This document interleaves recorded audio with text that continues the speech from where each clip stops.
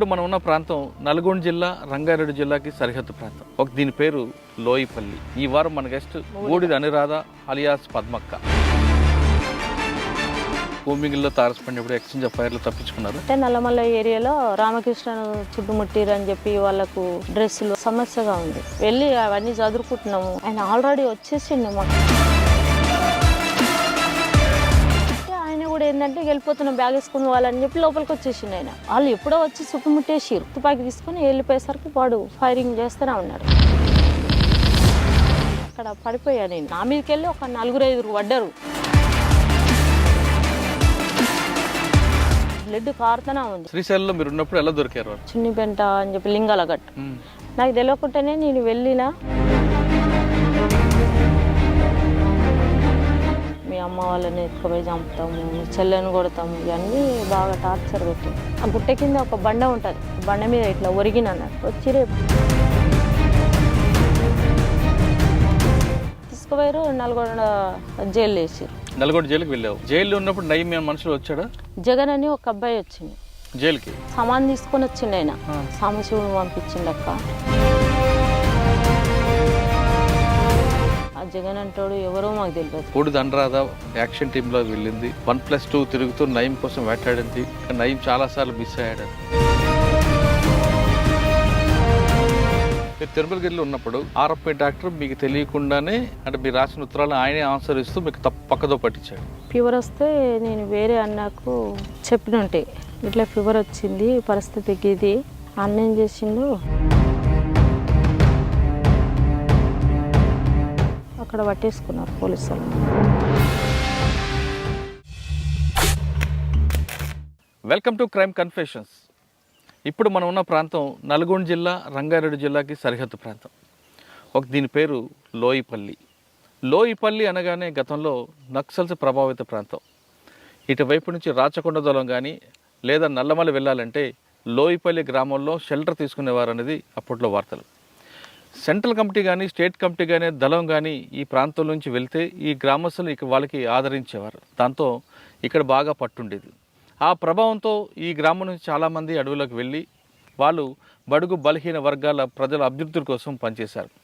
ఆ విధంగా ఉన్న తర్వాత కొంతకాలం తర్వాత వాళ్ళు తిరిగి జనజీవన సంస్థలు కలిసిన వారు కొందరైతే మరికొందరు పోలీసులు అరెస్ట్ చేసి బయటకు వచ్చారు. అటువంటి వాళ్ళని పరిచయం చేసే ఈ కార్యక్రమంలో ఈ వారం మన గెస్ట్ బూడిద అనురాధ అలియాస్ పద్మక్క. బూడిద అనురాధ లోయిపల్లి అనగానే అప్పట్లో 2006 వరకు పోలీసుల కంటి మీద కునుకు లేకుండా ఉండేది. ఈ చుట్టుపక్కల ఏ యాక్షన్ జరిగినా ఆమె ప్రధానంగా కనిపించేది. దాంతో అప్పట్లో పోలీసులు ఎక్కువగా ఆమె కోసం, ఆమె లేకపోతే వాళ్ళ అమ్మగారిని చిత్రహింసలు పెట్టేవారు అనేది పేపర్లో వార్తలు వచ్చేవి. బూడిద అనురాధ లోయిపల్లిలో దొరల ప్రభావం లేకపోయినా ఎందుకు అటువైపు వెళ్ళారు, వెళ్ళిన తర్వాత ఆమె చేసిన కార్యక్రమాలు ఏంటి, ఆమె అరెస్ట్ అయిన తర్వాత కూడా మరొకసారి వాళ్ళ పార్టీతో అజ్ఞాతలు వెళ్ళడం, రెండోసారి అరెస్ట్ అవ్వడం, ఈ కార్యక్రమం ఎలా జరిగింది, ప్రస్తుతం ఆమె జీవన విధానం ఎలా కొనసాగుతున్న విషయాన్ని అక్కడ తెలుసుకుందాం. అక్క నమస్తే. నమస్తే. బూడిద అనురాధ అలియాస్ పద్మక్క అలియాస్ రమక్క, చాలా పేర్లు ఉన్నట్లు. అక్క 2006లో మీరు ఫస్ట్ టైం అరెస్ట్ అయ్యి బయటకు వచ్చినప్పుడు ఇదే గ్రామంలో నాకు ఇంటర్వ్యూ ఇచ్చారు. లోయిపల్లి రావడానికి భయంకరమైన వాతావరణం. ఎందుకంటే రోడ్లు ఉండేవి కావు. నెక్స్ట్ మీ సానుభూతి పరులు ఎక్కువ ఉంటారు, మరోవైపు పోలీసుల ఒక తనిఖీలు ఎక్కువ ఉండేవి. కానీ ఇప్పుడు చాలా ప్రశాంతంగా కనిపిస్తుంది. రోడ్లు పడ్డాయి, డెవలప్మెంట్ కూడా వచ్చింది. అంటే అప్పట్లో పార్టీ ప్రభావంతో ప్రభుత్వం కిందకు వచ్చింది అనుకోవాలా, లేదు పార్టీ పూర్తిగా తగ్గింది కాబట్టి డెవలప్మెంట్ జరిగింది అనుకోవాలి. అంటే సిమెంట్ రోడ్లు కనిపిస్తున్నాయి, చాలా బాగా చక్కగా కనిపిస్తుంది. అయితే లోయిపల్లి అనగానే ఒకప్పుడు మీకు సానుభూతి పరులు పార్టీ ప్రభావం ఉండేది. కానీ దొరల రాజ్యం కానీ దొరల ప్రభావం కానీ పెత్తందారుల ప్రభావం లేని ఈ గ్రామం, ఇక్కడ నుంచి చాలామంది ఎందుకు వెళ్ళారు పార్టీలోకి, అప్పుడు పరిస్థితులు ఏ విధంగా ఉండేవి, మీరు వెళ్ళిన తర్వాత చేసిన కార్యక్రమాలు ఏంటి, బయటకు వచ్చాక ఇప్పుడు ఎలా జీవిస్తున్నారు చెప్పండి. అప్పుడు ప్రభావం ఏం లేదు అనుకో, కానీ మా నాన్నకున్న ఏంటంటే రజాకార్ల పోరాటం, తెలంగాణ సాయుధ పోరాటం, అప్పట్లో మా నాన్నకు అది ఉండేది. మా నాన్నకు బూడిది వెంకయ్య. అయితే ఆయనకున్నటువంటి ప్రభావమే కావచ్చు, ఇంకొన్ని ఏంటంటే మాకు టీవీలో ఇంకా వేరే ఏం లేకపోయేది. ఒక పొలిటికల్గా నేను ఏదో చేయాలని కూడా ఆలోచన అట్లే ఆ వయసు కాదు. కానీ అట్లా ఉండకపోయేది. ఇక మా నాన్న వల్ల కొంచెం నాకు అటు పోవాలి అనే ఆలోచన ఉండేది. అప్పుడప్పుడు దళం కాడికి తోలుకెళ్తుండేది. అంటే దళం వచ్చేది అప్పుడు ఊర్లోకి? వచ్చేది. ఊర్లోకి అని కాదు కానీ ఇక్కడ మా ఏరియాలో ఇక్కడికి వచ్చేది. మీ బాబాయ్ కేర్ ఆఫ్ అడ్రస్ కదా? ఆ, మా నాన్నను కలిసేది. మా నాన్న తోలుకపోయేది, మెల్ల తోలుకపోయేది. వాళ్ళు వెతుకునేది, వాళ్ళు తినబెట్టేది. కొంచెం అట్లా వాళ్ళని చూస్తుంటే నాకు బాగా ఆదాయితుండే. దానివల్ల నేను వెళ్ళిన తర్వాత మా నాన్నకి ఫస్ట్ ఎక్కడ కాంటాక్ట్ అయ్యావు మళ్ళీ? ఫస్ట్ నేను ఎక్కడంటే అక్కడ గుట్ట ఉంటుంది, ఎక్కడ మన ఎల్లికొండ అని అక్కడ ఏరియా ఉంటుంది. మా నాన్న అక్కడికి తీసుకుపోయాడు. నన్ను ఒక్కదాని కాదు, మా పెద్దనాయన కొడుకులు, మా బాబాయ్ కొడుకులు, నేను అక్కడికి వెళ్ళాను. అక్కడికి వెళ్ళి కొద్దిసేపు కూర్చొని వాళ్ళు పెట్టింది తిని నైట్ 12-1 గంటల దాకా వాళ్ళు నన్ను బాగా ఆడిపించుకునేది. ఇక అప్పుడు అంటే నేను వెళ్ళినప్పుడు ఒక 16 ఏండ్లు అట్లున్నది. అంటే ఆ వయసుకు కూడా సరిపోదు, నీ వయసు సరిపోదు అని చెప్పి 1 సంవత్సరం ఇక్కడే వదిలేసిపోయారు. నేను వస్తా అంటే కూడా వాళ్ళు వినకుండా వదిలేసిపోయారు. మళ్ళీ ఒక 6 నెలలకు సంవత్సరానికి వచ్చి తోలుకెళ్ళారు. అంటే నేను వస్తా అంటేనే వాళ్ళు తీసుకెళ్ళారు. మా నాన్నకు కూడా ఏం తెలియదు నేను పోతా అనే విషయం, ఆయనకేం తెలియదు. కాకపోతే నన్ను అప్పుడప్పుడు తీసుకుపోయేది, మాట్లాడిపించేది, మళ్ళీ తోలుకొచ్చేది. అట్లా ఉండేది అన్నట్టు. ఇంకొకటి ఏంటంటే మా ఊర్లో ఒక ఆమె ఉండే, వాళ్ళు నీల మల్లమ్మ అని ఉండే, గౌరోళ్ళు. ఆమె మ్యారేజ్ అయింది. మ్యారేజ్ అయిన తర్వాతకి ఆమె వాళ్ళ అత్తగారింటికి వెళ్ళినాక ఒక గామ్లో అయినా లవ్ చేసినట్ట. అంతకుముందే మ్యారేజ్ కాకముందే ఆమెను మ్యారేజ్ అయిన ఆమెను తోలుకొచ్చుకొని ఆమెను ఆగం చేసిండు. ఆగం చేసి చంపేసిండు. ఆమెను చంపేసిరు, కిరసనంలో పోసి చంపేసిరు. వాళ్ళ క్యాస్ట్ వేరు, వాళ్ళు గౌడ్స్, వీళ్ళేమో కురుమలు. దానివల్ల మా క్యాస్ట్ కాదని వాళ్ళ ఇంట్లోకి రానియలేదు. అక్కడ కిరాయికి తీసుకొని ఉన్నారు కొద్ది రోజులు. తర్వాతకి ఏమైందో వాళ్ళ మధ్యలో గొడవలు, ఆమెను మర్డర్ చేసేసిండు. మర్డర్ అంటే కిరసనాయలు పోసి చంపేసిండు. హాస్పిటల్కి తీసుకుపోతే అక్కడ చనిపోయింది. అంతా ఊరు జనాలంతా వన్ చంపేయాలి అది అని చెప్పి ఊర్లో బాగా అదైంది. అదైనప్పుడు అంతకుముందే ఒకసారి ఏమో ఏమైనా బాగా టార్చర్ పెట్టాడు. నైట్ పూట ఈ ఏరియాలో ఎన్ని బావులు ఉన్నాయి అన్ని బావులకు తిరిగింది ఆమె గోడు చెప్పుకోలేకుండా. ఎందుకంటే ఆమె అక్కడికి వెళ్ళి వచ్చింది, వాళ్ళ ఇంటోళ్ళు సేదరించేవాళ్ళు కాదు, ప్లస్ వాళ్ళ అమ్మోళ్ళు దగ్గరికి తీసేవాళ్ళు కాదు, వీళ్ళు క్యాస్ట్ ఫీలింగ్తోని. దానివల్ల ఆమె బాగా టార్చర్ అనుభవించింది.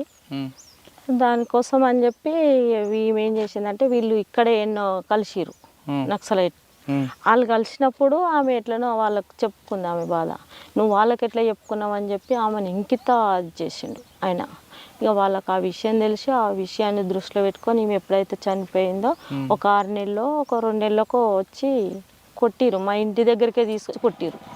అప్పుడు నేను వెళ్ళలే కానీ అప్పుడు చిన్న ఉన్నా, అక్కడికే తీసుకొచ్చి కొట్టిరు ఆయనను బాగా. కొట్టినాక ఆమెను తీసి అక్కడ పెట్టేసిరు. అది అయిపోయింది. అది అయిపోయిన కొద్ది రోజులకి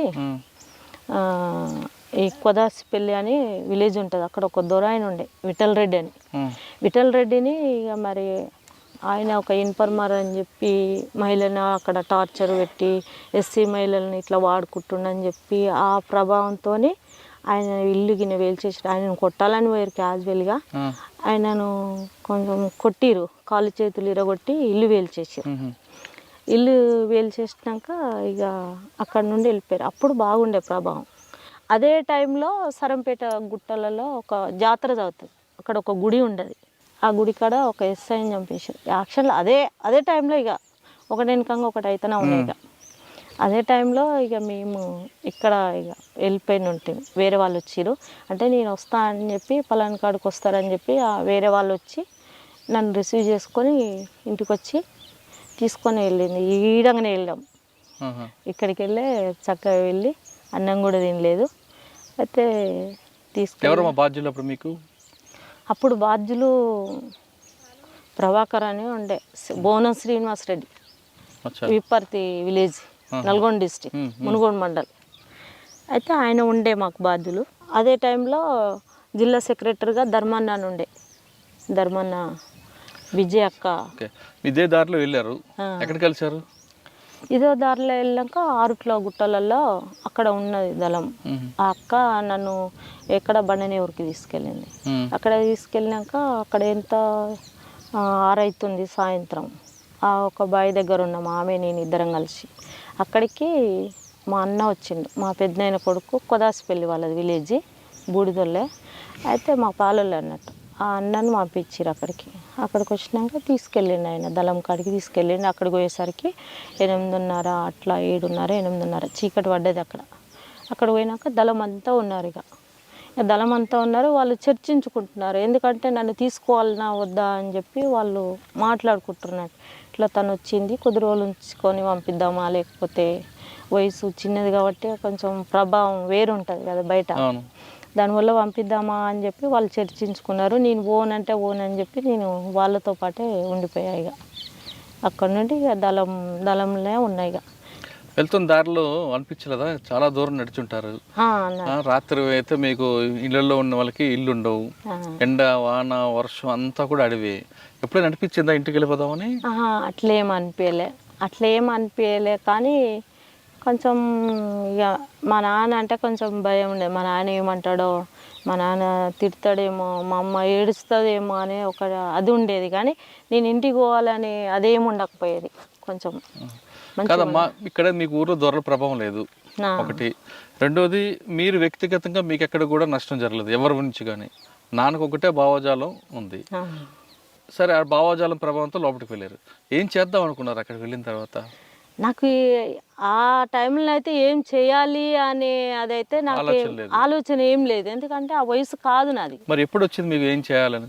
అంటే కొంచెం నేను పెద్దగా అయినాక కొంచెం అంటే ఒక 18-20 ఏళ్ళు ఆ టైంలో కొంచెం ఇట్లా కొట్టాలి, వీళ్ళని కొడితే ఇట్లుంటుందా అని చెప్పి నాకు రోజు వాళ్ళు శిక్షణ ఇచ్చేవాళ్ళు కదా. అంటే కొట్టడం ఒకటే కాదు కదా, పార్టీకి ప్రజల దగ్గర తీసుకోవాలి, ప్రజల రాజకీయ చైతన్యం నింపాలి, ప్రజల యొక్క బాగోగులు చూడాలి, వాళ్ళ సమస్యలు పరిష్కరించాలి కదా. నాకున్న అప్పట్లో అట్లా అనిపించేది. తర్వాతకి నన్ను కొట్టడానికి ఏమి పరిమితం ఏం చేయలేదు. అయితే నేను ఎక్కువ ఏంటంటే పబ్లిక్నే కలిసేది. వాస్తవానికి ఏంటంటే ఒక లంగ జాకెట్ వేసి గడిపోయి ఒకళ్ళని కలిసి రప్ప అంటే అక్కడికి వెళ్ళేది, గడిపోయి గది తీసుకురప్ప అంటే అక్కడ వెళ్ళేది. అట్లా నేను బాగా వెళ్ళిన, ఎవరికేం తెలియదు. మా ఊర్లో కూడా నేను వెళ్ళా అనే విషయం ఎవరికి తెలియదు. ఒక సంవత్సరం దాకా ఎవరికి తెలియదు. అప్పుడు మా పెద్దనాయన కొడుకు చనిపోయిండు, వీరస్వామి అని పాపయ్య, బుడిది పాపయ్య అని ఉండే. ఆయనకి ఎప్పటి నుండో పరిచయాలు ఉన్నాయి కానీ మనకు తెలియదు. అయితే ఆయన ఎన్కౌంటర్లో, పసునూరు ఎన్కౌంటర్లో చనిపోయింది. ఆయన చనిపోయినప్పుడు నా పేరు బయటకు వచ్చింది. అప్పటిదాకా ఎవరిని తీసుకొని వెళ్ళిపోయింది ఇలా బిడ్డ అనే విషయము ఈ పబ్లిక్ తెలుసు, అంతేగాని నేను నక్సలైట్లో పోయినా అనే విషయం ఏం తెలియదు. ఆ సంవత్సరం తర్వాత నీ పేరు బయటకు వచ్చింది. వచ్చిన తర్వాత మీ ఇంటికి పోలీసులు వచ్చారు కదా? మా ఇంటికి పోలీసు వాళ్ళు వచ్చేది, మా నాన్నని పట్టుకపోయేది, కొట్టేది, మా చెల్లెని పట్టుకపోయి కొట్టేది, ఏడ ఉండరు అని చెప్పి. ఒక 2-3 ఏళ్ళ తర్వాతకి మీ బిడ్డకి ఇది ఇస్తాము అది ఇస్తాము అని చెప్పి, వాళ్ళకు పైసలు ఇస్తామని చెప్పి ఇవన్నీ ఆశ చెప్పేది. చాలా అంటే మా కుక్కలకే కాదు, నక్సలైట్లో ఎంతమంది పోయారో వాళ్ళ కుటుంబాలను అందరినీ ఒక చర్య తీసుకున్నారు ఆ టైంలో. తీసుకురావాలి, అడవిలోకి వెళ్ళి ఊర్లలో తీసుకొచ్చుకోవాలి వాళ్ళ పిల్లల అని చెప్పి ఆ ఎత్తుగడేసారు పోలీసు వాళ్ళు. అట్లా మా నాన్న ఏం భయపడకపోయేది, వెళ్ళి మాట్లాడేది, వచ్చేది. మీరేం చేసేవారు అడవుల్లో అప్పుడు? నేను ఆర్గనైజేషన్ చేశాను. ఎక్కడెక్కడ తిరిగారు? ఈ రాచకొండ ఏరియా మొత్తం తిరిగాను. రాచకొండ ఏరియా మొత్తం తిరిగిన తర్వాతకి నాకు అంటే తర్వాతకి నాకు బయట ఏంటంటే పార్టీ ఏం చేస్తుంది అంటే బయట సంఘాలలో పని చేయిస్తుంది. ఫస్ట్ పని చేయించి వాళ్ళ ప్రభావం ఎట్లుంది, వాళ్ళ తెలివితేటలు ఎట్లా, వాళ్ళు యాక్టివ్గా ఉన్నారా, ఏ విధంగా ఉన్నారా, అట్లా డిసైడ్ చేసిన తర్వాత ఓకే అనుకుంటేనే పార్టీ తీసుకుంటుంది. నా పరిస్థితి అది కాదు, నేను డైరెక్ట్గా వెళ్ళిపోయాను. కాబట్టి అక్కడ పోయినాక 1 నెలకో 2 నెలలకు నాకు తుపాకీ ఇచ్చిర్రు. ఓ పార్టీ సభ్యురాలు నువ్వు అని చెప్పి, ఓ పార్టీ సభ్యత్వం అని చెప్పి మమ్మల్ని ఈ గువ్వల మహేష్ ఇంకా మా టీం అప్పుడు ఒక 50 మంది రిక్రూట్మెంట్ అయ్యారు. అప్పుడు వాళ్ళందరం ఒకటే బ్యాచ్ అన్నట్టు, కాకపోతే నెలలు తేడా, ఒక 6 నెలలు 3 నెలలు వీళ్ళంతా ఆమె ఎవరు భూలక్ష్మి ప్రకాశం డిస్ట్రిక్ట్ వాళ్ళంతా మాదంతా ఒకటే బ్యాచ్, కాకపోతే వాళ్ళు అక్కడ రిక్రూట్ అయ్యారు. అట్లుండేది అన్నట్టు అక్కడ ఉన్న పరిస్థితులు. ఇక అట్లా కొంచెం పార్టీ సభ్యత్వం అని సెల్ నెంబర్ కానీ కొన్ని గ్రామాలను మహిళలను అప్పచెప్పేది. మీరు కొన్ని గ్రామాలు ఇచ్చారు, ఆర్గనైజ్ చేశారు కదా, అప్పట్లో మీరు తిరిగిన ప్రాంతాల్లో సమస్యలు ఎక్కువ కనిపించాయి గ్రామాల్లో? ఎక్కువ సమస్యలు అంటే ఈ తాగుడుకు బానిసాయి, భార్యలను కొట్టుడు, భూ పోరాటాలు ఉండే కొన్ని ప్రాంతాలలో దొరలు ఉన్నాయి. ఇప్పుడు నాగారం ఉంది, నాగారం ఏరియాలో భూ పోరాటాలు చాలా ఉండే, అక్కడ దొరల ప్రవాహం బాగుండేది జనాలకు. అట్లా కొంచెం కార్మికులు ఉండేది, బీడీ కార్మికులని వేధింపులు, కొంచెం పై స్థాయిలో ఉన్న వాళ్ళని కింది స్థాయి వాళ్ళని వేధించేవాళ్ళు అప్పట్లో. ఇక దానివల్ల కొంచెం అంటే మీరు ఒక గ్రామంకి వెళ్తారు, వెళ్ళి అక్కడ సమస్యలు తెలుసుకొని పార్టీకి చెప్తారు. పార్టీకి చెప్పిన తర్వాత పార్టీ ఆదేశాల మేరకు ఎలా చేయాలని చూసేవారా? ఫస్ట్ ఏంటంటే అక్కడ ఒక విలేజ్కి వెళ్తాం, అక్కడ సమస్యలు మాకు చెప్తారు. చెప్పినప్పుడు ఒకవేళ మీరు నిర్ణయం తీసుకునేటట్టు ఉంటే అక్కడే నిర్ణయం తీసుకొని పరిష్కారం చేస్తాం. ఒకవేళ తీసుకోలేము, ఇది పెద్ద సమస్య మన వల్ల కాదు అనుకున్నప్పుడు పార్టీకి అయితే ఖచ్చితంగా చెప్పాలి. మనం ఏమైనా చేసినా చెప్పాలి, చేయకపోయినా ఇక్కడ వచ్చి పలాని విలేజ్కి వెళ్ళినాం, ఈ విషయాలు మాట్లాడినాం, వాళ్ళు కూడా ఈ విషయాలు మాట్లాడారని మళ్ళీ పార్టీకి అయితే అప్పచెప్పాలి అక్కడ జరిగిన సంఘటన మొత్తం. దాన్ని బట్టి మళ్ళీ పార్టీ ఏమన్నా ఒక్కరి నిర్ణయం కాదు, అందరు కూర్చొని మళ్ళీ సమీక్షించి మళ్ళీ గీ సమస్యకి పరిష్కారం చేస్తే బాగుంటుంది అని చెప్పి అందరి నిర్ణయంతో మళ్ళీ వెళ్ళి ఆ సమస్యను పరిష్కారం చేసుకునేవాళ్ళు. మీరు అడవిలోకి వెళ్ళారు అంటే మిగతా అడవులు వేరు, రాచకొండ గుట్లు వేరు. మిగతా ప్రాంతాల అడవి అంటే కొంచెం పచ్చని చెట్లు ఉంటాయి, ఒక చెట్టు కింద కూర్చోవచ్చు. ఇప్పుడు మనకు కనిపిస్తున్న గుట్టలన్నీ కూడా మనం అక్కడ వెళ్ళలేము, వెళ్ళినా బయటికి కనిపిస్తాం, తల దాచుకోవడం కొంచెం ఇబ్బంది ఉంటుంది. అటువంటి ప్రాంతాలు ఎలాగ మీరు పనిచేసేవారు? కొన్ని ఎట్లుంటుందంటే కొన్ని ప్లేస్లలో కొంచెం బావులలో కూడా ఉండడానికి అవకాశం ఉంటుంది, చెట్లు గుబ్బురు ఉన్నప్పుడు. కొంచెం గుండ్లు ఉన్న తోవల ఏదో అక్కడ సెంటర్ పెట్టుకొని అక్కడ జనాలు ఉంటారు, జనాలకు ఒకరికిద్దరికి అక్కడ మేము చెప్తాం ఇక్కడ మనం ఉన్నామని చెప్పి. మనకు నమ్మకమైన మనుషులు ఉంటేనే అట్లా అనుకున్నప్పుడు మనకు రక్షణ లేనప్పుడు వెళ్ళిపోతాం, అదెంత దూరంగా నడవవలసింది. ఇప్పుడు మీకు కనిపిస్తుంది ఆ గుట్టలు చూడండి, ఆ గుట్టల్లో ఎప్పుడైనా తలదాచుకున్నారా? ఉన్నాం కదా, ఆ గుట్టల్లో కనిపిస్తున్న గుట్టలు ఉన్నాయి కదా, మొత్తం ప్లెయిన్ ఏరియా పైన. అవును, మొత్తం ప్లెయిన్ ఏరియా. ఆ గుట్ట కింద ఉన్న గ్రామం మీది, ఇక్కడ మీ గ్రామస్తులకు తెలుసు అక్కడ ఉన్నారని. ఆ గుట్టలు ఎలా తలదాచుకుంటారు? అంత కనిపిస్తుంటాం కదా, అక్కడ మొత్తం కనిపిస్తున్నాం కదా, ఆ గుండ్లు ఉన్నాయి, ఆ గుండ్ల కిందనే ఉండేది మేము బయటికి వెళ్ళకుండా. మాకు ఫుడ్ అది ఇది కావాలంటే పొద్దుగాలే అరేంజ్ చేసుకునేది, జనాలు తెచ్చేది. రాత్రులు మాకు ఒక దగ్గర ఉండంగా అన్న మేము ఎక్కడ అంటే అక్కడ వెళ్ళిపోవాలి. గుట్టల్లో వెళ్తున్నప్పుడు పోలీసులు ఎదురు పడ్డారా? పడ్డారు. మాకు ఇక్కడికి వెళ్ళి కాకుండా చిత్తపూరు ఏరియాలో అక్కడ వెళ్ళినప్పుడు మేము ఇట్లే మార్నింగ్, ఆ రోజు ఎందుకో మార్నింగ్ అడివే కాబట్టి మార్నింగ్ నడుచుకుంటూ వెళ్తున్నాం. వాళ్ళు వాళ్ళు పోతున్నారు, మేము అక్కడికి వెళ్ళి ఇక్కడ వస్తున్నప్పుడు ఏం చేసినామంటే వాళ్ళు ఉన్నారు, ఒక 50-60 మంది ఉన్నారు, మేము ఒక 15 మంది అట్లున్నాం, 10-15 మందిమే ఉన్నాం. అది అలాంటప్పుడు ఏంటంటే వాళ్ళు మామూలుగా చూడలేదు, మేము చూసాం. నేను పైలట్, నా వెనుక ఇంకా వేరే వాళ్ళు ఉన్నారు. అయితే వాళ్ళు వస్తున్నారని చెప్పి మాకు మా కమాండర్కి కాషన్ ఇస్తే, మీరు సైలెంట్గా ఉండండి, ఏమనకండి, ఒకవేళ వాళ్ళు ఫైర్ చేసినప్పుడు మనం ఫైర్ చేద్దామని చెప్పి మా కమాండరు ఆదేశాల మేరకు అక్కడ ఆగిపోయాం. వాళ్ళు వెళ్ళిపోయారు, వాళ్ళ దారి మట్టి వాళ్ళు వెళ్ళిపోయారు. సెల్లర్లు భుజాల మీద పెట్టుకున్నారు, వెళ్ళిపోతున్నారు. వాళ్ళు 50 మంది దాకా ఉన్నారు. వాళ్ళు అంటే వాళ్ళు మేమున్నామని రాలేదు, కుమింగ్ కోసం అని వచ్చారు వాళ్ళు. మీరు ఎప్పుడైనా అటువంటి కూంబింగ్లో తారసపడినప్పుడు ఎక్స్చేంజ్ ఆఫ్ ఫైర్లో తప్పించుకున్నారా? ఎప్పుడు? 2005 ఇంద్రప్రియాల ఏరియాలో, మెదక్ డిస్టిక్. అక్కడ కమాండర్గా నేనే ఉన్నాను అప్పుడు. అక్కడ ఏంటంటే నల్లమల్ల ఏరియాలో రామకృష్ణను చుట్టుముట్టిరు అని చెప్పి వాళ్ళకు డ్రెస్సులు అవి ఇవి కొంచెం సమస్యగా ఉంది.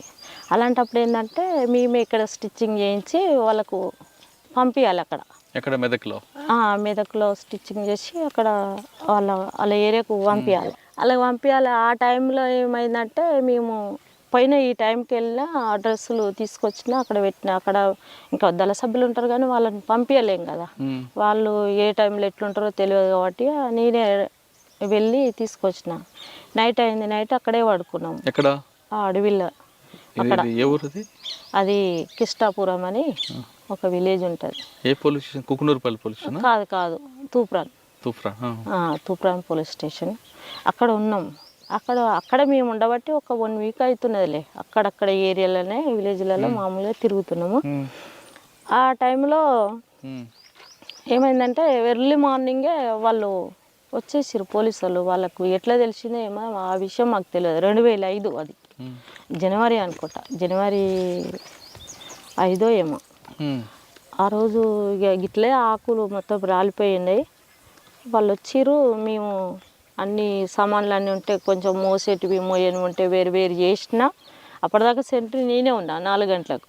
వేరే ఒక అబ్బాయి ఉండే దళసభ్యుడు, ఆయనను పెట్టిన చూసుకో అని చెప్పి వెళ్ళి అవన్నీ చదురుకుంటున్నాము. మేమే వంట చేసుకునేది. ఆ గిన్నెలు అవన్నీ చదురుకుంటున్న క్రమంలో ఒక అబ్బాయి గిన్నెలు తోముతున్నాడు, నేను నీళ్ళు పోస్తున్నా. ఆయన ఆల్రెడీ వచ్చేసిండు, మాకు అన్నంతా వచ్చేసిండు. ఇదంతా గ్రౌండ్ ఉన్నారు. అక్కడ ఒక చెట్టు ఉంది, ఆ చెట్టు కింద వచ్చి కూర్చున్నాడు అన్నట్టు ఆయన. అరే సంతోష్ ఎవరో వచ్చినట్టుంది చూడు అక్కడ అని అంటే, లేదు కామ్రేడ్ షికారు వాళ్ళు అని చెప్తున్నాడు. ఏ షికారు వాళ్ళు కాదు, మంచిగా చూడు అని. ఆయనకు నాకెంత బండి అంత ఉన్నాం మేమిద్దరము. దళం మొత్తం ఇక్కడ ఉంది, సెంట్రీ అక్కడ ఉంది, యాప్ చెట్టు అంత ఉంటుంది. ఆ సెంట్రీ కూడా చూడలే ఆయన. ఇక వెళ్ళిపోతున్నాం కాబట్టి ఆయన కూడా ఏంటంటే వెళ్ళిపోతున్నాం బ్యాగ్ వేసుకుని వాళ్ళని చెప్పి లోపలికి వచ్చేసిండు ఆయన. వాళ్ళు ఎప్పుడో వచ్చి చుట్టుముట్టేసిర్రు. ఎవరో సుధంపా అని చెప్పి నేను ఆ మధు అనే అబ్బాయి ఇద్దరం ఆ బ్యాగులు ఆడేసినాం. చలో ఆయన తుపాకీ తీసుకొని వెళ్ళిపోయేసరికి వాడు ఫైరింగ్ చేస్తూనే ఉన్నాడు. అంతలోనే ఇక మొత్తం చుట్టుముట్టేసిండు. అసలు మనం ఇక్కడికి వెళ్ళి ఫైరింగ్ చేస్తే వాడు మనల్ని తప్పించుకునే లేదు, ఇంకిత నష్టం అవుతామని చెప్పి మేము జంప్ చేసినాం. ఉరికేసరికి వాడు బాగా ఫైరింగ్ చేసిండు. అక్కడ ఏంటంటే అక్కడ పడిపోయా నేను ఒక బండ మీద. నా మీదకి వెళ్ళి ఒక 4-5 పడ్డారు. నా మీదకి వెళ్ళి నన్ను దుంకి వెళ్ళిపోయారు. నేనేం కింద పడిపోయినా. ఆ చంద్రబాబు గుంటలని తీసిరు, ఇంత గుంటలు అని చెప్పి అప్పుడు ఆ అండ్ల పడిపోయినా నేను. అండ్ల పడిపోయినా బ్లడ్ కారుతూనే ఉంది. ఇక అక్కడికి వెళ్ళి అయితే తప్పించుకొని బయట పడ్డాక గుంతలు పడ్డం చూడలేదు. చూసిరు మా వాళ్ళు తప్పించుకోవడానికి. అక్కడ మా పోలీసు వాళ్ళు చూడలే. వాడు ఫైరింగ్ చేస్తూనే ఉండు. మాకు బాగా ఫైరింగ్ జరుగుతుంది, చుట్టూ జరుగుతుంది. ఇక్కడ గుండ్లు ఉన్నాయి, ఆ గుండ్ల మీదకి వెళ్ళి వాడు కొడుతున్నాడు. మేము కింద అయిపోయినా, వాళ్ళు ఐటోళ్ళు ఉన్నారు. దానివల్ల ఇక మేము తప్పించుకొని నేను రాలేను అని చెప్పి వీడికెళ్ళి అంత దూరం మురికా, బ్లడ్ కారుతున్నది. నేను రాలేను, ఇక మీరు వెళ్ళండి అని అంటే మా వాళ్ళు మళ్ళీ అంత దూరం వెళ్ళి నన్ను గుంజుకొని ఉరికిరు. ఇక నేను ఒక్కదాన్నే ఉన్నా లేడీ అందులో, అందరూ బాయిస్తే ఎంత ఒక 9 మంది ఉన్నాం. అలాంటప్పుడు ఇక తప్పించుకొని అక్కడికి వెళ్ళి ఇంకా ఒక 3-4 డేస్ అన్నం లేదు మాకు. ఇక వాటరే ఆడ ఈడ తెచ్చుకొని సాటుకు అట్లా తాగి ఎన్నో దగ్గర షెల్టర్ తీసుకొని అట్లా ఉన్నాం. అది అయినా ఒక 3-4 డేస్కే ఇంకా ఒకరు వెళ్ళిపోతూనే ఉన్నారు. ఇక వీళ్ళు భయపడి దళ సభ్యులు వాళ్ళు ఎక్కువ రోజులు కాలేదు. వాళ్ళు వచ్చి కూడా తక్కువ టైంలో, 1 సంవత్సరం 6 నెలలు అట్లా వెళ్ళిపోతున్నారు. అసలు వీళ్ళు వెళ్ళిపోతున్నారు ఏంది అసలు. ఇక వీళ్ళు వెళ్ళిపోయారనుకో మాకున్న షెల్టరు మళ్ళీ వచ్చి పోలీసు వాళ్ళు అది చేస్తారు. ఏంటి పరిస్థితి అని చెప్పి ఇక వాళ్ళు ఉన్నోళ్ళమే ఉన్నా సరే అని ఇక ఇప్పుడు నువ్వు వెళ్ళిపోయినావు అనుకో మళ్ళీ పోయి పోలీసు వాళ్ళకి చెప్తే మాకు ఇబ్బందే కదా. ఇక్కడికెళ్ళి మళ్ళీ ఎక్కడో వెతుక్కోవాలి, నైట్ వెతుక్కోవాలి, మళ్ళీ తీసుకుపోయి అక్కడ ఉండాలి. ఇక ఇలా చాలా ఇబ్బంది ఉండేది. ఇక కాదమ్మా, రాచకొండ నుంచి మెదక్ ఎందుకు వెళ్ళావు? మెదక్లో ఇప్పుడు ధర్మన్న అనే కామ్రేడ్ ఇక్కడ చనిపోయాడు, అమరుడు అయ్యిండు. అందులో అక్కడ పోయే వాళ్ళు ఒక 6 మంది చనిపోయారు ఆ ఎన్కౌంటర్లో. అక్కడ మెదక్కి వెళ్ళిపోయేవాళ్ళు. అదే టైంలో తెల్లారైతే వాళ్ళు వెళ్ళిపోవాలి. అదే టైంలో ఎర్లీ మార్నింగ్ ఇక్కడ ఎన్కౌంటర్ జరిగింది. ఆ ప్లేస్లో నన్ను పంపించారు పార్టీ. మీరు ఇంకెవరు? నేనైతే నేను ఒక్కదాన్ని ఇక్కడికి వెళ్ళింది. అప్పుడు తీర్మానం చేసింది ఒక 6 మెంబర్స్ని తీర్మానం. రాచకొండ నుంచి ఎలా వెళ్ళారు అక్కడికి? రాచకొండ నుండి ఇక్కడికి వెళ్ళి నడుచుకుంటూనే వెళ్ళాం. మెదక్ నడుచుకుంటూనే వెళ్ళాం. ఎన్ని రోజులు పట్టింది? పడుతుంది ఒక 8 రోజులు 9 రోజులు అట్లా పడుతుంది. నడుచుకుంటూనే వెళ్ళేది. ఇక నడిచినామంటే పొద్దున నుండి ఇక సివిల్లో నడిచేది. కొన్నిసార్లు డ్రెస్ మీద తక్కువ పోయేది, కానీ చాలామంది ఉంటే డ్రెస్ మీద వెళ్ళాము. ఒక 2-3 ఉంటే సివిల్లోనే వెళ్ళేది. ఇట్లానే మామూలుగా వెళ్ళిపోయేది, నడుచుకుంటూనే వెళ్ళేది. కొండల నుండి వెళ్ళేది. ఇక మామూలుగా విలేజ్లు ఇట్లా కలిసినప్పుడు ఇట్లా మామూలుగా జనాలతో మాట్లాడుకుంటూ కూడా వెళ్ళేవాళ్ళం. అట్లా మెదక్లో అక్కడ తప్పించుకున్న తర్వాత మీరు ఎక్కడికి వచ్చారు? అక్కడ తప్పించుకున్న తర్వాతకి మేము ఇంకా వేరే వేరే మా కార్యక్రమంలో ఉండే కొన్ని యాక్షన్ ఉండే నర్సాపూర్ ఏరియాలో అక్కడ యాక్షన్ చేసినాం. ఒక నర్సాపూర్లో ఎక్కడ? గుమ్మడిదల్లోనా? గుమ్మడిదల కానీ నర్సాపూర్ దళ అది. అంతకుముందు గుమ్మడిదల ఉండే, మెదక్ నెత్తేక ముందు గుమ్మడిదల అని ఉండే. గుమ్మడిదల ఎక్కడ ఉండే? ఇక్కడ ఉండే, ఇంద్రప్రియాలకు దగ్గరలో ఉండే అది. మేము నర్సాపూర్ ఏరియాలో వేరే దళం ఏర్పాటు చేసినాం 1+2. అప్పుడు ఇక్కడ నల్లమల్లని చుట్టుముడుతురు అనే ఉద్దేశంతో అక్కడ ఒక కార్యక్రమం తీసుకొని మేము ఒక 2-3 ఇన్ఫార్మర్లను వేసేసినాం అక్కడ వేసేసినాక ఆ తర్వాతకి కొద్ది రోజులకు మా జిల్లా సెక్రటరీ ఉండే వరంగల్ డిస్టిక్. ఆ వరంగల్ డిస్టిక్ జిల్లా సెక్రటరీకి ఆయనకి ఏమైందో ఏమో, మేము వెపన్స్ అన్నీ ఒకడ పెట్టినాము. అక్కడ పెట్టిన తర్వాత ఆయనకి ఏమైందేమో, నేను వస్తా కానీ మీరు వెళ్ళండి అని చెప్పి ఆయన ఒక పిస్టోలు 9 పిస్టోలు ఉంచుకున్నాడు. మరి వస్తాడు కదా, మళ్ళీ ఆయన పై స్థాయి కాబట్టి మనం అడిగితే కొంచెం మనం రహస్యంగా జీవితం ఆయనను మనం అన్నీ అడగలేం కదా. నేను వస్తా కానీ మీరు వెళ్ళండి అని చెప్పి ఆయన మాకు ఏపీటీ ప్లేస్ చెప్పిండు. అక్కడికి వెళ్ళి ఆయన ఎక్కడ వెళ్ళిండో మాకు తెలియదు. అసలు మేము నల్లమల్లకి వచ్చేదాకా మాకు తెలియదు కదమ్మా. అప్పుడులో గోపీచంద గ్రానైట్స్ మీద వాటి మీద అటాకులు జరిగి ఎవరు చేశారు? ఎక్కడ? గోపీ కృష్ణ గ్రానైట్స్. ఆ విషయం తెలియదు నాకు. మెదక్లో 2-3 సంఘాలు పెద్దవి జరిగాయి కదా. మేము పోయినప్పుడు అయితే ఏం జరగలేదు. అంతకుముందు జరిగినాయి ఏమో కానీ. అంటే మీరు ఓన్లీ ఇన్ఫార్మేషన్ తప్ప వేరే యాక్షన్ చేయలేదు? వేరే యాక్షన్స్ చేయలేదు. మరి ఇప్పుడు అరెస్ట్ అయ్యారు? 2006లోనే. ఎక్కడ? శ్రీశైలంలో. ఎలా, ఎందుకు అట్టెందుకు వెళ్ళారు మళ్ళీ మీరు? శ్రీశైలంలో మేము అంటే నన్ను ఏం చేశారంటే ఏఓబి అని కాదు, నన్ను బయటకు పంపాలా, ఇక్కడ మెదక్ నెత్తేసారు. ఎందుకంటే అక్కడ జిల్లా సెక్రటరీ పోయిండు. దుబాక్ శంకర్ ఉన్నప్పుడు లేను నేను. ఉండే ఆయన దుబాక్ శంకర్, కానీ నేను అప్పుడు లేను. ఆయన వెళ్ళిపోయాక చాలా కాలానికి వచ్చిన కదా. ఆయన అక్కడ ఏఓబికి నల్లమల్లకి వెళ్ళినాము. నల్లమల్లకి వెళ్ళిపోయినాక అక్కడ మన్ననూరు అక్కడ అటాక్ ఉంది. అందులో లేము. కానీ ఆ మన్నూరు అటాక్ కాకముందు పూడి దండరాజుకి కాలుకి దెబ్బ తగులుతుంది ఎందుకు? ఏమో అది వాళ్ళంతా అదే ఊహించుకుంటారులే కానీ. ఏం జరిగింది అప్పుడు? ఏం జరగలేదు. నాకు చిన్న ఆపరేషన్ అయింది కాలుకి. నేను వేరే దగ్గర ఆపరేషన్ చేయించుకున్నా. చేయించుకుంటే దానివల్ల ఏంటంటే డాక్టర్ ఎక్కువ నడవద్దు అని చెప్పారు. నన్ను ఒక రెస్ట్లో ఉండమన్నారు. పోలీసులు కాల్పుల్లోనే గాయపడ్డదని వచ్చింది వార్త. లేదు, అంతా వాళ్ళ ప్రచారం కానీ అట్లేం లేదు. చిన్న ఆపరేషన్ అయిన ఉండే. ఆపరేషన్ చేయించుకొని ఇక నేను ఎక్కువ నడవద్దు, బరువులు మోయొద్దు అని చెప్పి డాక్టర్ చెప్పాడు. అదే టైంలో మాకు అక్కడ ఏంటంటే అక్కడ మేము ఉన్న పరిస్థితిలో నేను ఒక రహస్యంగా ఉన్నా కాబట్టి ఆ ప్లేస్ మాకు అనుకూలంగా లేదు. ఇట్లా ఉంది పరిస్థితి అని చెప్పినప్పుడు వాళ్ళు ఏం చేసిరంటే చలో అడవికి రండి అని చెప్పి లెటర్ రాసిరు. వాళ్ళు ఈ మాధవ్, ఆర్కే రామకృష్ణ వాళ్ళు. నాతో పాటు వేరే కామ్రేడ్ ఉండే. ఆయన అనుభవంలో ఉండేది. ఆయనకు లెటర్ రాస్తే మేము ఇద్దరం వచ్చినాం ఇక్కడ. వచ్చినాక వాళ్ళు మళ్ళీ మెదక్కు పంపించారు. అక్కడ ఆయన వర్క్ వేరే అబ్బాయిది. ఆ కామ్రేడ్ ఎక్కడ సిటీ ఆర్గనైజేషన్ చేసేది. శ్రీశైలంలో మీరు ఉన్నప్పుడు ఎలా దొరికారు వాళ్ళు? మేము మార్నింగే మేము బస్సు దిగి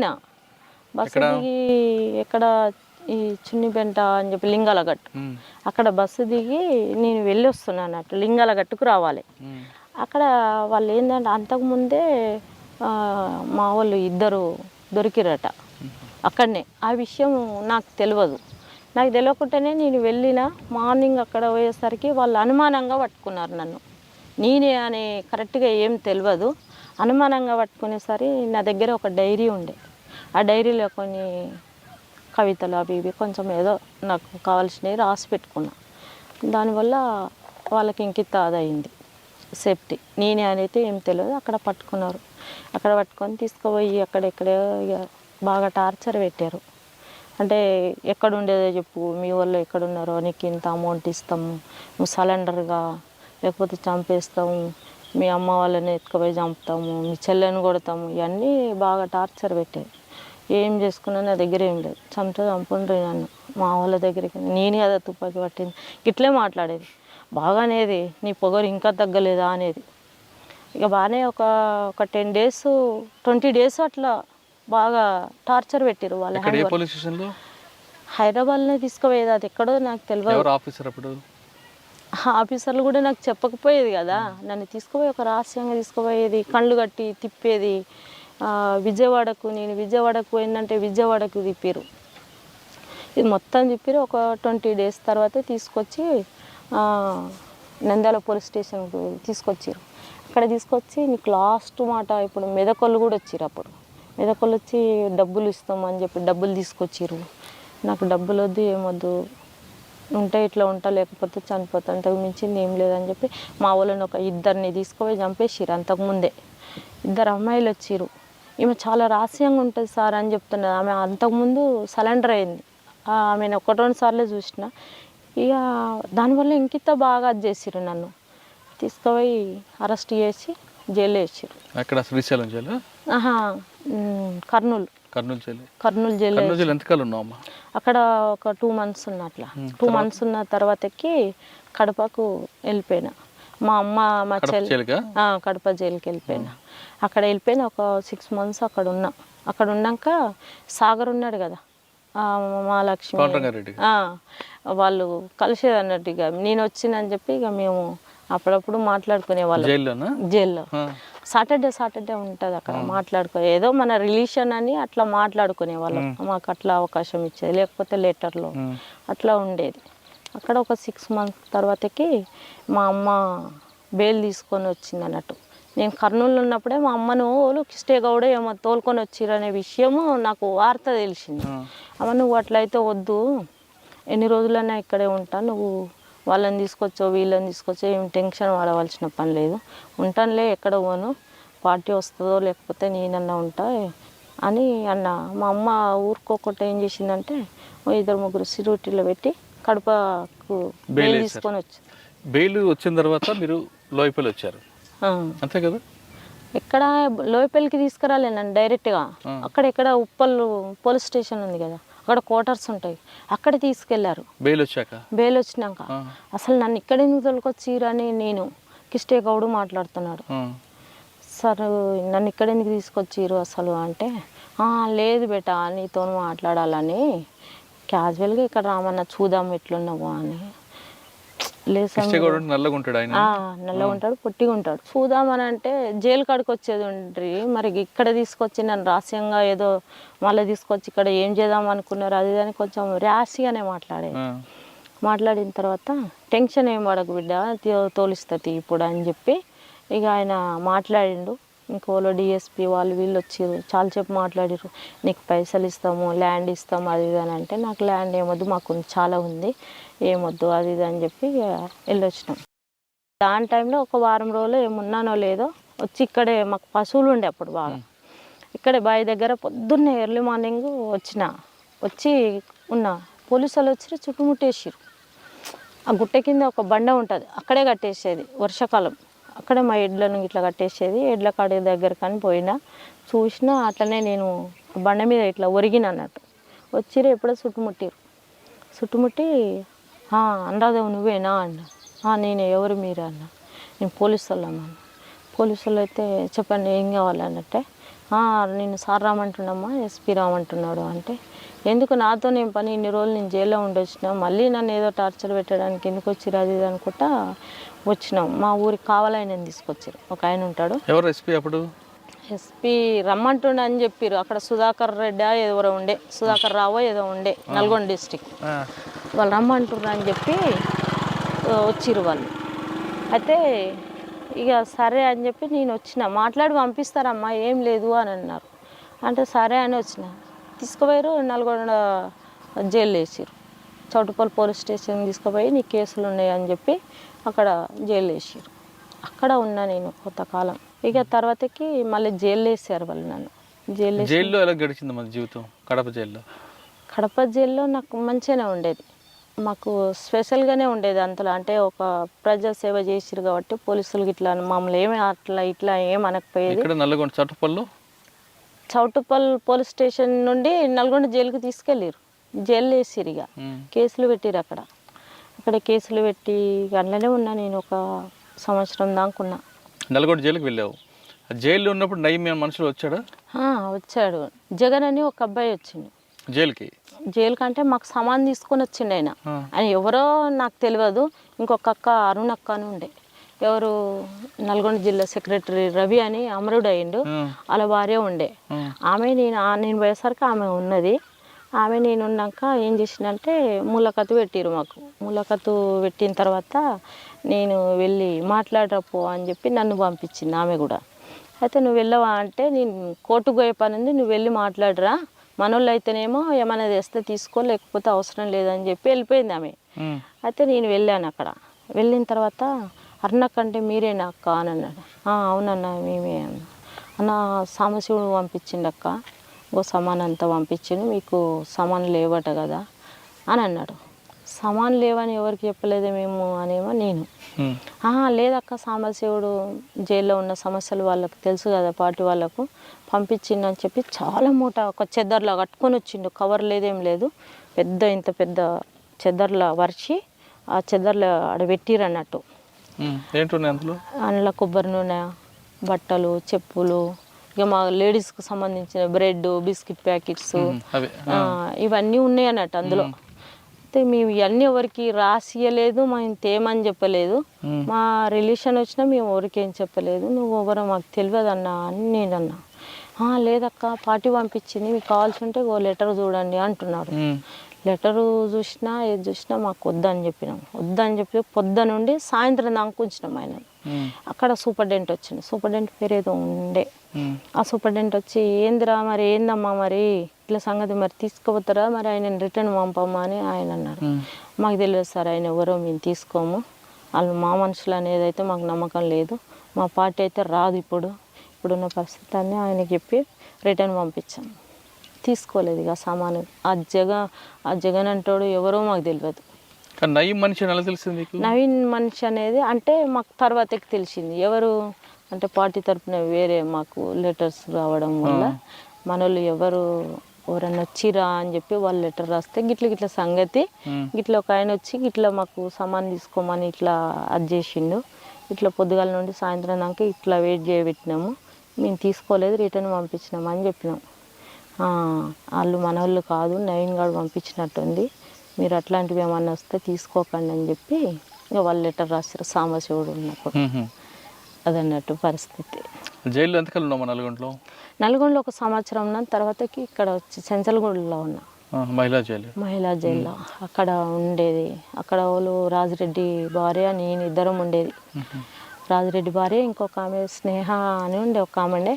ఆమె అంటే రాజిరెడ్డి కూతురు కదా? ఆ స్నేహ కాదు, అల్వాల్లో ఉండే ఆమె అమర్రాలు అయింది. ఇప్పుడు అమర్రాలు అయింది ఆమె. నేను పోయినాక ఒక 2 నెలలకు ఆమె వెళ్ళిపోయింది. తర్వాతకి నేను ఒకదాన్ని ఉన్న ఒక వారం 10 రోజులు ఉన్న క్రమంలో రాజిరెడ్డి వాళ్ళ వైఫ్ వచ్చింది, సుగుణ అని ఉంది, ఆమె నేను ఉన్నాము. ఇక చాలా కాలమే ఉన్నాం, ఒక సంవత్సరం ఉన్నాము చెంచల్గూడ జిల్లా. తర్వాతకి మెల్లమెల్లగా కేసులు కొట్టేసినాక నేను ఇంటికి వచ్చినాక బెయిల్ ఏం లేదు, బెయిల్ తీసుకోలేదు. నా కేసులన్నీ కొట్టేసినాకనే బయటకు వచ్చిన. నేను వచ్చినాక ఇంటికి వచ్చినాక ఇక వీళ్ళంతా ఏంటంటే ఇక నా మీద బాగా మళ్ళీ వస్తున్నారు, నక్సలైట్లు వస్తున్నారు, మళ్ళీ కలుస్తున్నారు, మళ్ళీ ఏదో చేస్తున్నారు అని ఇక పోలీసు వాళ్ళు నాకు కాపలగాయడం, ఇన్ఫార్మర్లు వాళ్ళంతా వాళ్ళకి సమాచారం ఇవ్వడం, ఇక నాకు చాలా ఇబ్బంది అనిపించింది. అట్లా వీళ్ళు ఇంత టార్చర్ పెడుతురని చెప్పి కొన్నాళ్ళు వ్యవసాయం చేసిన నేను. మేమే నాగలు కట్టి నేనే దున్నేది. తర్వాతకి వీళ్ళు అయినా కూడా వాళ్ళు వదులుకోలేదు. తర్వాతకి నేను గుణగల్లో డ్యూటీ చేసేది. ఆడికి కూడా వచ్చిర్రు వాళ్ళు పోలీసు వాళ్ళు. ఆడికి కూడా వస్తే అంత బాగాలేదు అని చెప్పి ఇక నేను వేరే నాకు కాంటాక్ట్ ఉంటే అక్కడ లెటర్ రాస్తే, నువ్వు ఊర్లో ఉండకు, ఇక వాడంతా ఇక నీ మీద అది పెడ్డది, సరే వచ్చాయని చెప్పి ఇక లెటర్ వెళ్ళిపోయాను. ఇక నేను అంటే ఇక వేరే ప్రాంతంలో ఉన్న దళము అని ఏం లేను, వేరే ప్రాంతంలో రహస్యంగానే ఉన్న కొన్నాళ్ళు. తర్వాతకి తిరుమలగిరి వెళ్ళా. తిరుమలగిరి ఇది సూర్యాపేట అక్కడ ఉంటుంది చూడు, అరవపల్లి, అక్కడ ఏరియాలో దళం పెట్టాలని పార్టీ నిర్ణయం. పార్టీ నిర్ణయం కానీ నాకు పార్టీ నుండి లెటర్స్ వచ్చేది కానీ మధ్యలో నాకు ఏం చేసిరంటే ఆ పార్టీ ఏం చేసిందంటే ఒక ఆర్ఎంపీ ఇంట్లో ఉంచిరు వాళ్ళు నన్ను. అంటే 1+2గా తిరగాలని చెప్పి లెటర్ వచ్చింది. లెటర్ వచ్చినప్పుడు ఇక పార్టీ చెప్పిన పని నేను అమలు చేయాలి కాబట్టి నేను అక్కడికి వెళ్ళాను. అక్కడికి వెళ్ళాక అక్కడ జరిగిన స్టోరీ ఏంటంటే ఒక 6 months నాకు అక్కడ ఏరియాలో పరిచయాలు కావాలంటే కొంచెం నేను అక్కడ ఉండాలి. అక్కడక్కడ తిరిగేదాన్ని, అక్కడక్కడ జనాలను పరిచయం చేసుకుని అక్కడ ఎవరైతే మనకు అనుకూలమైన వ్యక్తులు ఉన్నారో వాళ్ళని తీసుకుపోయి అక్కడ పరిచయం చేసుకున్న క్రమంలో ఇక వాడు నా లెటర్స్ అన్నీ ఎప్పుడో ఇప్పేది చదివేది మళ్ళీ వాడికి వాడే రాసిచ్చేది. ఎవరు? ఒక ఇన్ఫర్మర్, ఈ ఆర్ఎంపీ డాక్టర్ అంటాడు. నాకేం తెలుస్తలేదు, ఇదంతా ఏదో రాంగ్ ఉన్నదని చెప్పి నేనేం చేసినంటే వాడికి తెలిసే ప్లేసులనే నేను రూమ్ తీసుకొని ఉన్నా సపరేట్గా. పార్టీ నాకు లెటర్ రాసింది, దానివల్లనే నేను రూమ్ తీసుకున్నా. నువ్వు వర్క్ కొన్నాళ్ళు ఇది ఆపి ఇంకా వేరే వర్క్ చేయి అని చెప్పి నాకు పార్టీ లెటర్ రాసింది. దానివల్ల ఏం చేసిందంటే నేను ఒక హాస్పిటల్లో నర్సు ట్రైనింగ్ చేసిన. అక్కడ మురళీధర్ సార్ అని ఉంటాడు, అక్కడ నేను నర్స్ ట్రైనింగ్ చేసిన. నేను వండుకునేది తినేది ఎర్లీ మార్నింగ్ 7కి అట్లా వెళ్ళిపోయేది, మళ్ళీ నైట్ 7:30కి అట్లా వచ్చేది. అక్కడ వచ్చినప్పుడు ఏం చేసేదంటే నేనున్న ప్లేస్ ఎవరికి తెలియదు. ఇంకా మీరు తిరుమలగిరిలో ఉన్నప్పుడు ఒక ఆర్ఎంపీ డాక్టర్ దగ్గర ఉన్నారు. ఆర్ఎంపీ డాక్టర్ మీకు తెలియకుండానే అంటే మీరు రాసిన ఉత్తరాలను ఆయనే ఆన్సర్ ఇస్తూ మీకు పక్కదో పట్టించాడు. మరి ఆ విషయం ఎప్పుడు కనిపెట్టారు మీరు? అంటే నాకు ఫీవర్ వచ్చింది. ఫీవర్ వస్తే నేను వేరే అన్నకు చెప్పినంటే ఇట్లా ఫీవర్ వచ్చింది, పరిస్థితికి ఇది, నాకు లెటర్లు ఒకటి రాస్తే ఒకటి ఆన్సర్ వస్తుంది, నాకేం అర్థమవుతలేదన్నా అని ఆ అన్నతో చెప్పినట్టు. అన్న ఏం చేసిండు, సరే ఫీవర్ వచ్చింది కదా నేను చూపిస్తారా అని చెప్పి ఆయన తీసుకెళ్ళాడు నన్ను. తీసుకెళ్ళి మేమిద్దరం కలిసి వస్తున్నాం. అంతకు ముందే ఇద్దరిని పట్టించిండంట, ఆ విషయం మాకు తెలియదు. అలాంటప్పుడు ఏంటంటే అన్న నేనిద్దరం బండి మీద పొద్దుగాల రెడీ అయ్యిండు, నేను వచ్చి తోలుకొని పోతా అని చెప్పి ఆ అన్న అన్నాడు. నేను అన్నీ చదువుకొని బయటకు వచ్చిన. అప్పుడు ఆర్ఎంపీ డాక్టర్ మా దగ్గరకు వచ్చిండు. నువ్వు వెళ్ళన్నా, మేము వెళ్ళిపోతా, నాకు హైదరాబాద్కి వెళ్ళిపోతే వెళ్తే బాగాలేదు, మళ్ళీ వస్తా నేను అని చెప్పి ఆర్ఎంపీ డాక్టర్తో అన్నా. వెళ్ళక్క ఏం కాదు వెళ్ళు అని చెప్పి ఆయన అన్నాడు. నువ్వు వెళ్తే మేము వెళ్తామన్నా అంటే ఆయన వెళ్ళలేదు. వెళ్ళక అక్కడే నిల్చున్నాడు. ఈ అన్న టీచర్ అన్నట్టు నాతో పాటు నన్ను. టైం అవుతుంది నేను మధ్యాహ్నం వస్తా అని చెప్పిన. రారా ఇక మనం పోదాందా అని చెప్పి ఇక ఆయన బండి మీద ఎక్కిన. ఆయన బండి మీద ఎక్కి ఇక్కడ నుండి ఆ తండంతా పోయినామో లేదో అక్కడ పట్టేసుకున్నారు పోలీసు వాళ్ళు మమ్మల్ని ఇద్దరిని పట్టుకొని తీసుకెళ్ళారు. ఆయన నన్ను బాగా ఇంటర్గాషన్ చేశారు. అక్కడికి పోయినాక మాకు ఎలాంటి సంబంధాలు లేవు, ఏది లేదు, నాకు హెల్త్ బాగాలేక వీళ్ళు ఇంట్లో ఉన్నా అని చెప్పి నేను అక్కడ చెప్పిన తర్వాత మరి ఈయన ఎట్లా పరిచయం అంటే ఈయన నాకు గతంలో పరిచయము. దానివల్ల ఆయన మీ ఇంటికి వస్తాను కొద్ది రోజులు ఉంటా, నాకు హెల్త్ బాగాలేదని అంటే సరే అని చెప్పి తోలుకోబోతున్నాడు. ఆయనకి ఎలాంటి సంబంధాలు లేవు అని చెప్పి నేను అన్న తర్వాత పోలీసు వాళ్ళు తీసుకుపోయారు, చౌటుప్పల్లికి తీసుకుపోయారు. అక్కడ కూర్చోబెట్టి నైటు ఇంకిద్దరిని పట్టుకొచ్చారు మా వాళ్ళని తీసుకొచ్చినాక వీళ్ళంతా మమ్మల్ని మాట్లాడుకొని ఇస్తలేరు. ఇదంతా ఎక్కడికి వెళ్ళొచ్చింది ఏందని చెప్పి ఇక నాకు ఏం అర్థం కాలే. తర్వాతకి క్రాంతి అని ఒక అబ్బాయి ఉంటాడు, మొండి గౌరెల్లి, ఈ మందన్ గౌరెల్లి. ఆ అబ్బాయిని అడిగా నేను, ఏంది నువ్వు ఎక్కడికి వచ్చినావు అంటే నేను పలానా భిక్షపతి ఇంటికి వచ్చిన, తుపాకులు అక్కడే పెట్టినాక నీకోసం తీసుకొచ్చినాము, మేము అక్కడే పెట్టినాము అంటే కనీసం నాకన్నా ఇన్ఫర్మేషన్ ఇవ్వవా అది అని నేనన్నా. అప్పుడు నాకు తెలిసింది అన్నట్టు వీడే మొత్తం దీనికి సూత్రధారి అని చెప్పి ఆర్ఎంపీ డాక్టర్.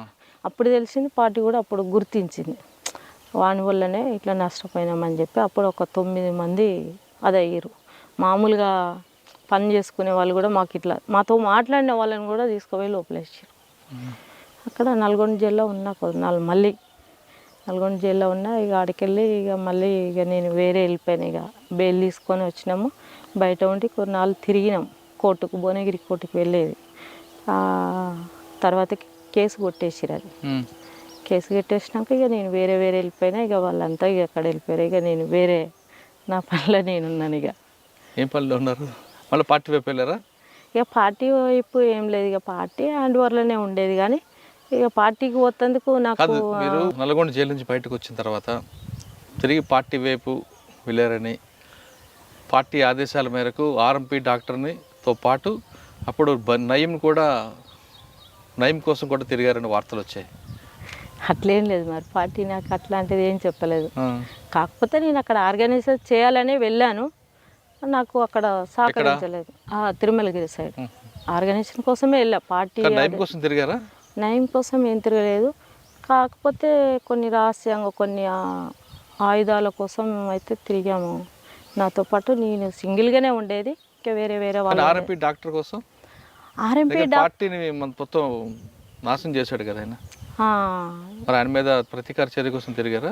ఏమీ చేయలే. ఇక మళ్ళీ ఎందుకు వెళ్ళలేదు. ఇక ఆయన పని ఆయన చేసుకున్నాడు. ప్రతీకార చర్యలు మా వాళ్ళు ఒకసారి తిరిగారు కానీ వాళ్ళు దొరకలే, వాడు మిస్ అయిన వాళ్ళ హ్యాండ్ ఓవర్లో. కానీ పార్టీ అప్పుడు చాలా పోలీసులు ఒక వాదన ఉండేదమ్మా, బూడిద అనురాధ యాక్షన్ టీంలో వెళ్ళింది, 1+2 తిరుగుతూ నయీం కోసం వేటాడింది, కానీ నయీం చాలాసార్లు మిస్ అయ్యాడు అని. ఇక వాళ్ళు అల్లుకున్న కథ అది, కానీ మేము వెళ్ళింది వేరే ప్రాసెస్. వాళ్ళు అల్లుకున్న కథ అది, దానికి మనం ఏం చేయలేం. తర్వాత మీరు జైలు నుంచి బయటకు వచ్చాక ఏం చేస్తున్నారు? జైలు నుండి బయటికి వచ్చినాక ఇంకా నేను ఇక వ్యవసాయం పనే చేసుకునేది. ఎప్పుడు వచ్చారు మీరు బయటికి? 2009లో అట్లా వచ్చినాము. ఒకటి నాకు కర్నూలులో ఉండే కేసు, నంద్యాల, అక్కడికి వెళ్ళేది, ఆ కోర్టుకి వెళ్ళేది. మార్నింగ్ పోయి అక్కడ కోర్టుకు అటెండ్ అయ్యి నంద్యాల కర్నూలు కోర్టులో అక్కడ ఒక లాయర్ ఉండే, ఆయన చెప్పేది. మార్నింగ్ వెళ్ళేది, ఆ కోర్టు చూసుకునేది, ఆ లాయర్ ఇంట్లోనే ఇంత తిని ఆయన సాయంత్రం బస్సు ఎక్కించేది, వెళ్ళొచ్చేది. అంటే 2009లో పూర్తిగా బయటకు వచ్చారు. కానీ మళ్ళీ ఛత్తీస్గఢ్ ఏవోపి వెళ్ళాలనిపించలేదా? అనిపించింది కానీ ఒక ద్రోహి ఇచ్చిండు మళ్ళీ మాకు. ఒక ద్రోహి ఉన్నాడు కదా, శ్రీనివాస్. మాకు ఏంటంటే పార్టీ వాళ్ళు లెటర్ రాసిర్రు, రండి అని చెప్పి పిలిపించారు అక్కడికి. మా వాళ్ళు ఉండే ఇంకా కొంతమంది ఉన్నారులే. అక్కడికి వెళ్ళినాక అక్కడ ఏమైందంటే వస్తున్నాడు, ఆర్కే వస్తున్నాడు అని చెప్పి ఉంచారు ఒక వారం 10 రోజులు. అక్కడ ఎన్కౌంటర్స్ జరిగినాయి, కోరాపుట్ ఏరియాలో అక్కడ ఎన్కౌంటర్స్ జరిగినాయి. అక్కడ జరిగినాక ఏం చేసిరంటే ఇక్కడ తెలంగాణ పోరాటం జరుగుతుంది. అలాంటప్పుడు ఏంటంటే మేము ఆశగా ఏంటంటే మేము మొత్తం అక్కడే ఉండాలనే ఆశతోని మేము అక్కడే వెళ్ళాము. అక్కడ ఉన్న పరిస్థితి ఏంటంటే ఒకరి స్వార్థం కోసం మమ్మల్ని రిటర్న్ పంపారు. ఎవరు స్వారీ? ఇక వాళ్ళు ఉంటారు కదన్న కొంతమంది పార్టీ వాళ్ళే. తర్వాతకి మేము వెళ్ళొచ్చినాక ఒక 2 నెలలకు అరెస్ట్ అయ్యి జైల్లో ఉన్నట్టుగా, లేకపోతే పోలీసు వాళ్ళు పట్టేసిరు, ఎన్కౌంటర్ నుండి తప్పించుకున్నా అని అట్లా టీవీ న్యూసెస్ అట్లా వచ్చింది. కానీ వాళ్ళ స్వార్థం కోసం మమ్మల్ని కాంటాక్ట్ ఒకటి చేసేసారు అదే టైంలో. అదన్నట్టు ఇక తర్వాతకి ఇక మన సిచ్యువేషన్, మనం జరుగుతున్న బయట నడుస్తున్న పరిస్థితులు, ఇక వయసు మీద పడితే ఇంకా చాలా ప్రాబ్లమ్స్ ఎదురవుతాయని చెప్పి సపరేట్ మ్యారేజ్ చేసుకున్నాడు, బెటర్ అని సపరేట్ మ్యారేజ్ చేసుకున్నాడు. మ్యారేజ్ చేసుకున్నప్పుడు ఆ వ్యక్తికి చెప్పారా ఇదంతా? మీరు నక్సలైట్ అని చెప్పాను. అని భయపడలేదా? ఏం భయపడలే. వాళ్ళ అమ్మతో ఇట్లా మాట్లాడి, అంటే ఆయన కూడా భావజాలం ఉందా లేదంటే? ఆయన కూడా ఏంటంటే టీఆర్ఎస్ పార్టీలో అక్కడ తిరుగుతాడు ఆయన. దానివల్ల ఆయన ఎందుకు అనే అట్లాంటిది ఏమీ స్పందించలేదు. నాకు వద్దు అట్లాంటిది అయితే ఏం కాదు, సరే మాకు అట్లనే కావాలని చెప్పి వాళ్ళ అమ్మ వాళ్ళంతా ఆ విధంగా మాట్లాడు. అందుకైతేనే ఓకే, లేకపోతే రేపు సమస్యలు వస్తాయని ఫస్టే చెప్పామన్నట్టు. కేసులోనే చెప్పారు? కేసులు ఉన్నాయి, నేను జైలుకి వెళ్ళాను, మా నాన్న వల్ల నేను ఇట్లా వెళ్ళాను, ఇట్లా చేసినాము. ఏమన్నారు ఆయన? ఏమనలే, సరే మంచిదే కదా అట్లా ఉంటే అన్నారు, అంతే. అత్తమ్మ ఎలా చూసుకుంటారు మరి? మా అత్తమ్మ ఒక 2-3 ఏళ్ళు మంచిగానే ఉన్నారు. మా అత్త మా మామ చాలా మంచిగా చూసుకుని నాకు గౌరవించేది బాగా. మా కోడలు ఇట్లా అట్లా అని చెప్పుకునే వాళ్ళు అన్నట్టు, దావతులలో ఇట్లా ఊర్లో మా కోడలు చాలా ఉన్నతమైనది. ఇప్పుడు ఇక నేను దేవుడు ఇట్లాంటివి మూఢనమ్మకాలని చెప్పి నేను ఏమి పూజలు అట్లాంటివి నేను ఏం చేయను. ఇప్పుడు మా మరిది పెళ్ళి అయింది, ఆమె పూజలు అవి చేస్తుంది. ఇక ఆమె మంచిది అనుకుంటారు అన్నట్టు. ఇప్పుడు అయితే వాళ్ళకు ఒకటి అయితే ఉంటుంది, మా కోడలు చాలా తెలివి కలయింది అనే విషయం అయితే వాళ్ళ దృష్టిలో ఉంటుంది. కానీ ఇక పూజలు ఇట్లాంటివి నేను చేయను కాబట్టి కొంచెం అట్లా ఆ మనసులో ఉంటుంది ఇక వాళ్ళకి. ఇప్పుడు మా ఆయన కొంచెం పని చేయకపోవడం, కొంచెం గొడవలు జరిగి కొంచెం అట్లా సపరేట్గానే ఉంటాను నేను. మామూలుగా ఇక పిల్లలను స్కూల్కి వెళ్తే మా మామయ్య రైల్వే ఉద్యోగి. మీ ఆయన గారు? మా ఆయన టీఆర్ఎస్ పార్టీలోనే తిరిగిండు. ఆ టీఆర్ఎస్ పార్టీ ఈయనకు ద్రోహం చేసిరు.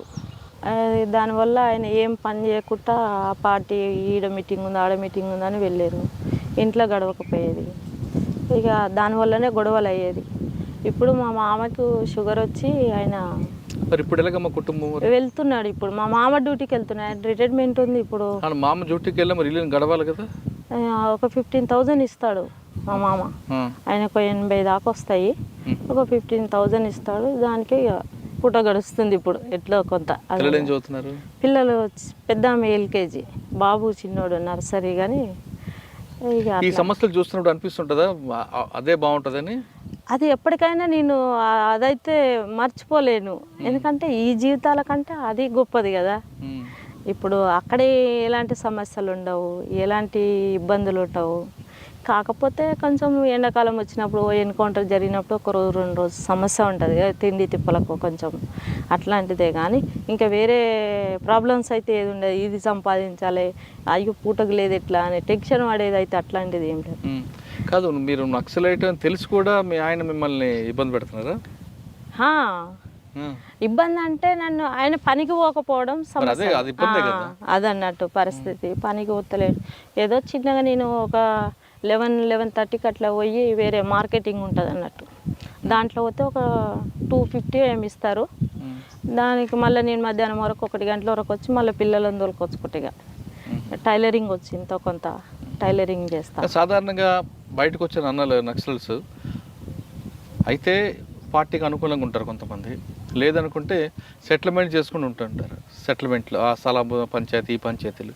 మరి మేము అవన్నీ చేయకుండా ప్రశాంతంగా ఎందుకు ఉంటున్నాం? మరి నాకు అట్లా ఇష్టం లేకుండా అన్న, మా ఊర్లో కూడా నన్ను అడ్డు పెట్టుకొని డబ్బులు వసూలు చేసుడు కొంచెం చాలామంది అట్లా ట్రై చేశారు. నేను అటువైపు వెళ్ళలే, నాకు ఇష్టం లేదు. నేను ఎంత ఒక పూట ఉపవాసం ఉన్నా పర్వాలేదు, కానీ నేను అట్లాంటి పని చేయనని చెప్పి నేను వెళ్తలేనన్న. నేను అప్పటి నుండే అంతే.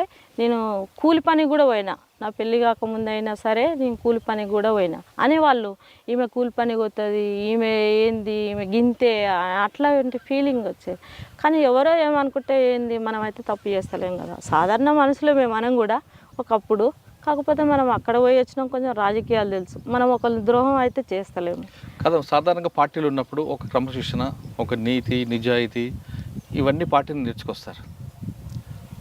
అది ఎక్కడికి పోదు. అది బయటకు వచ్చిన తర్వాత ఇప్పుడు ఉన్న ప్రపంచంలో కుట్రలు, ఈ కుతంత్రాలు చూసినప్పుడు ఏమనిపిస్తుంటుంది నీకు? ఇక వాళ్ళ స్వార్థం కోసం వాళ్ళు చేసుకుంటున్నారు అనుకుంటా నేనైతే.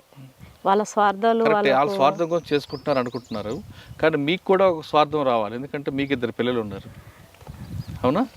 2 పిల్లల కోసమైనా మీరు ఇప్పుడు సంపాదించాలి. వాళ్ళ కోసం, వాళ్ళ బాగోగుల కోసం చూసే బాధ్యత మీది.